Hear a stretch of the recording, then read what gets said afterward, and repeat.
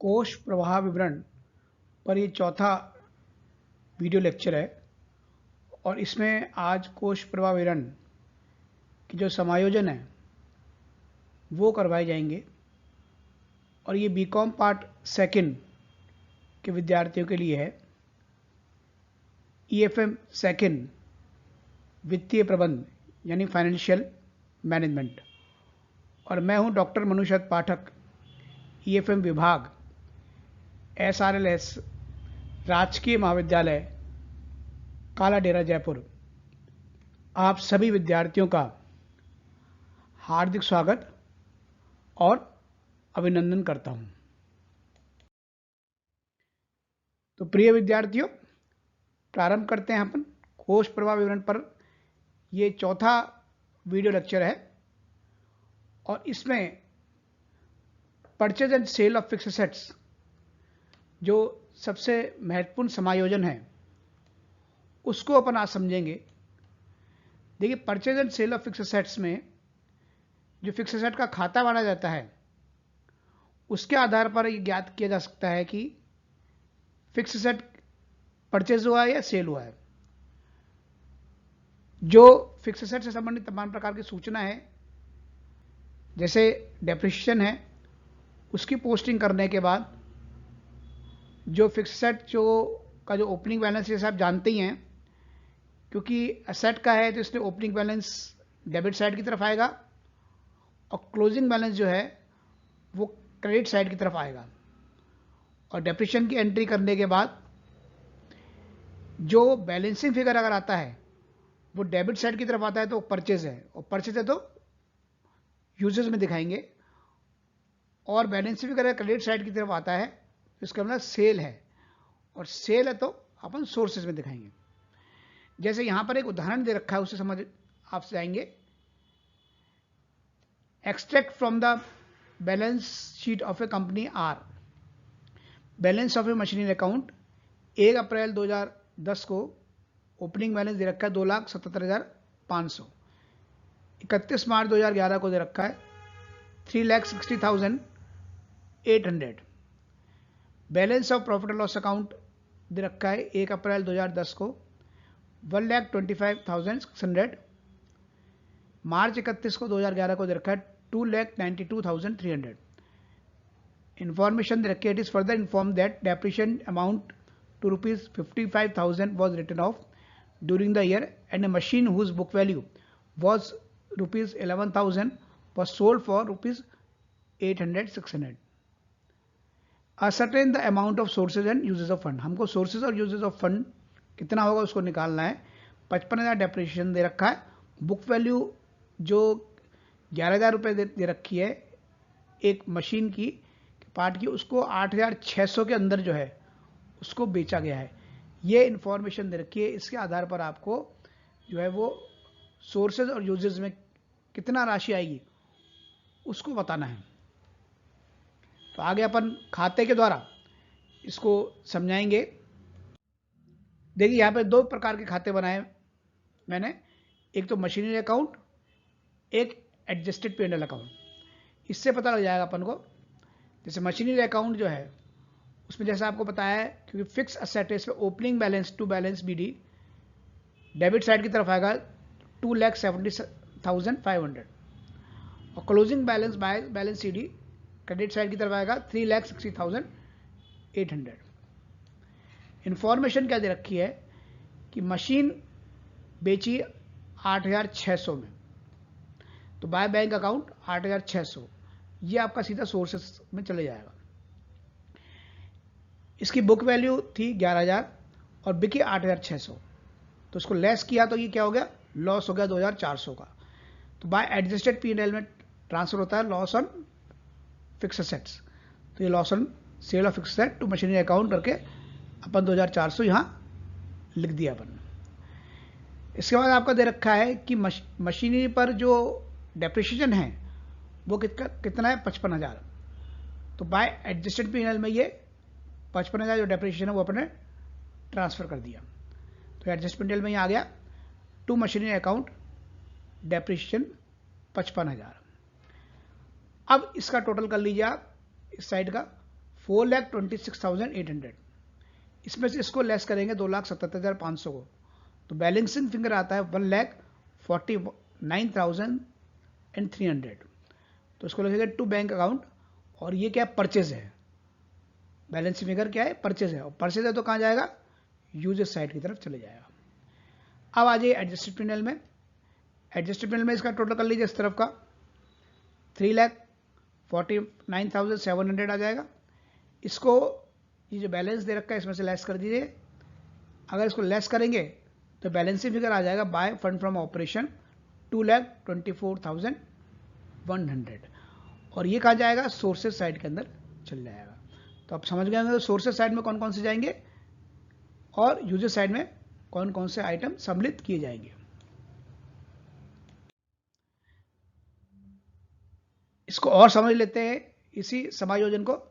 अगर fixed asset appear in balance sheet as a cost, स्थायी संपत्ति अगर बैलेंस शीट में लागत पर दिखाई गई हो और प्रोविजन फॉर डेप्रिसिएशन अकाउंट या एक्यूमुलेटेड डेप्रिसिएशन अकाउंट भी दे रखा हो, तो किस प्रकार से समायोजन करेंगे ये इस उदाहरण से आप समझ जाएंगे। देखिए, extract from the balance sheet of a company are balance of a fixed asset account at cost 1 April 2010 को 5 लाख, मार्च 31 2011 को 6 लाख, एक्यूमुलेटेड डेप्रिसिएशन दे रखा है 1 अप्रैल 2010 को 1,95,000, और मार्च 31 को 2011 को 2,15,000। Balance of profit and loss account 1 April 2010 को 1,55,000, मार्च 31 2011 को 3 लाख। इंफॉर्मेशन दे रखे during the year machine costing ₹60,000, accumulated depreciation there ₹35,000 was sold for ₹30,000. Ascertain the amount of sources and uses of funds. Machine की लागत 60,000 थी, उस पर जो डेप्रिसिएशन था 35,000 था, वो 30,000 रुपये में उसको बेच दिया गया। अब इन सब इंफॉर्मेशन के आधार पर कह रहा है कि आपको सोर्सेज एंड यूजेस ऑफ निकालना है। तो यहाँ पे देखिए, एक चीज एक तो नहीं ये होगी कि एक्यूमुलेटेड डेप्रिसिएशन अकाउंट दे रखा है और बैलेंस ऑफ फिक्स्ड दे रखा है कॉस्ट में। तो इस तरह का जब सवाल आए तो उसमें किस प्रकार से समायोजन करेंगे, एंट्री किस प्रकार से करेंगे, सोर्सेज एंड यूजेस में आप क्या क्या दिखाएंगे, आप जो है वो प्रॉफिट किस तरह निकालेंगे, डेप्रिसिएशन किस तरह निकालेंगे, ये सभी आपको आगे के स्लाइड में समझ में आ जाएगा। देखिए, जैसे फिक्स असेट अकाउंट अपन ने बनाया, एक अपन ने बनाया एक्यूमुलेटेड डेप्रिसिएशन अकाउंट, और एक जो बनाना पड़ेगा आपको एडजस्टेड P&L अकाउंट। अब फिक्स असेट अकाउंट के अंदर जो ओपनिंग बैलेंस आएगा वो डेबिट साइड की तरफ आएगा, to balance BD 5 lakh, closing balance by balance CD 6 lakh. अगर अपन एक्यूमुलेटेड डेप्रिसिएशन की बात करें तो ये क्या है, क्योंकि एक्यूमुलेटेड डेप्रिसिएशन अकाउंट अपना लायबिलिटी है तो इसका ओपनिंग बैलेंस यहाँ आएगा बाय बैलेंस BD 1,95,000, और टू बैलेंस CD यहाँ आएगा 2,15,000। एडजस्टेड P&L की बात करें तो ये भी लायबिलिटी है तो opening balance by balance BD 1,55,000 यहाँ आएगा, और टू बैलेंस CD 3 लाख इस तरफ आ जाएगा। अब देखिए, इंफॉर्मेशन क्या दे रखी थी, मशीन बिकी 30,000 रुपए की, तो बाय बैंक अकाउंट ये बिकी तो पैसा आया तो आप सीधा 30,000 रुपए से आप सोर्सेज साइड में आपको लिख देंगे सेल ऑफ फिक्स असेट, और इस पर जो डेप्रिसिएशन है वो बाय एक्यूमुलेटेड डेप्रिसिएशन अकाउंट यानी 35,000 वो आप एक्यूमुलेटेड डेप्रिसिएशन अकाउंट में ट्रांसफर कर देंगे। तो ये आ गया to fixed asset account 35,000। Machine की जो कॉस्ट थी वो 60,000 थी, जबकि उस पर पैसा कितना हुआ 30 प्लस 35,000। तो 5,000 का क्या हुआ, ये प्रॉफिट हो गया, profit on sale of fix asset. तो टू एडजस्टेड P&L अकाउंट 5,000 में अपन जो एडजस्टेड P&L में ट्रांसफर कर देंगे profit on sale of fix asset.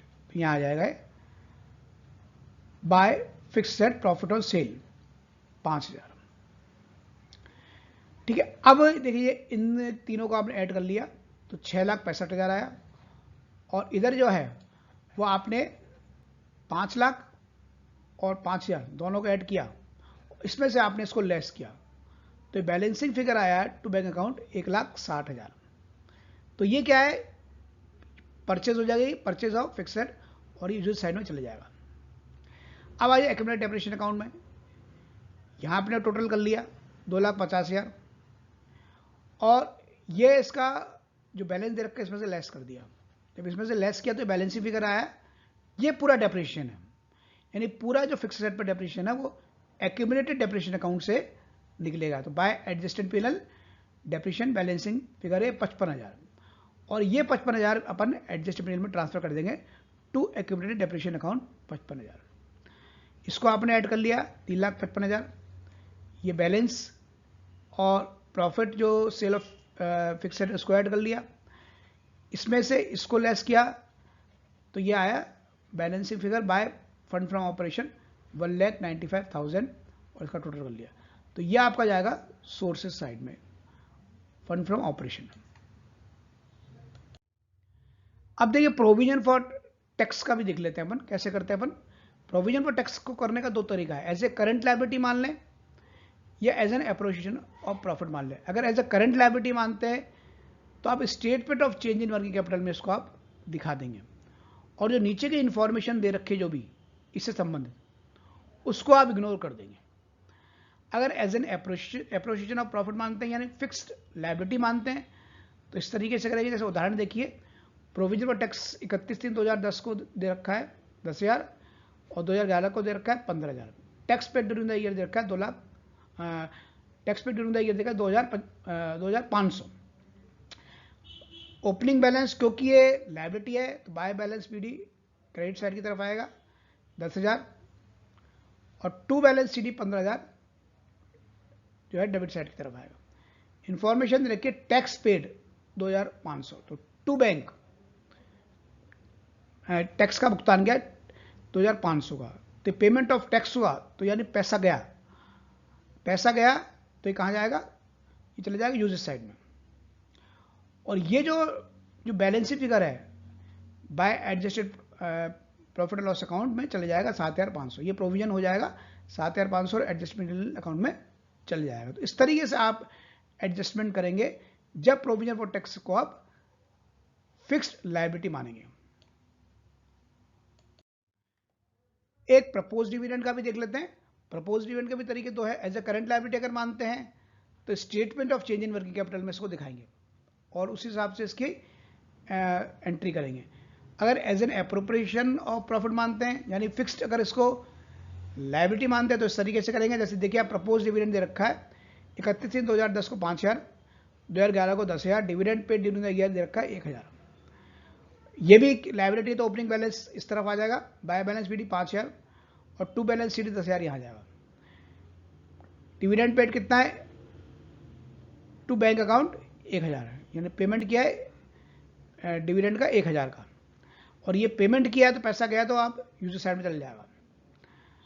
अब इसका जो बैलेंस फिगर है वो बाय एडजस्टमेंट में चल जाएगा 6,000 रुपये, क्योंकि ये क्या है propose dividend for current year है, तो 6,000 आपको एडजस्टमेंट में दिखाना होगा। तो इस तरीके से टोटल बराबर आ गया। तो ये अपने जो महत्वपूर्ण समायोजन थे परचेज और सेल ऑफ फिक्स्ड एसेट्स का और प्रोविजन फॉर टैक्स का और प्रपोज डिविडेंड का, वो फंड फ्लो स्टेटमेंट में आज अपन ने समझा। मेरे ख्याल से आपको समझ में आ गया होगा और आपके लिए लाभकारी रहेगा। देखने के लिए बहुत बहुत धन्यवाद। जय हिंद, जय भारत।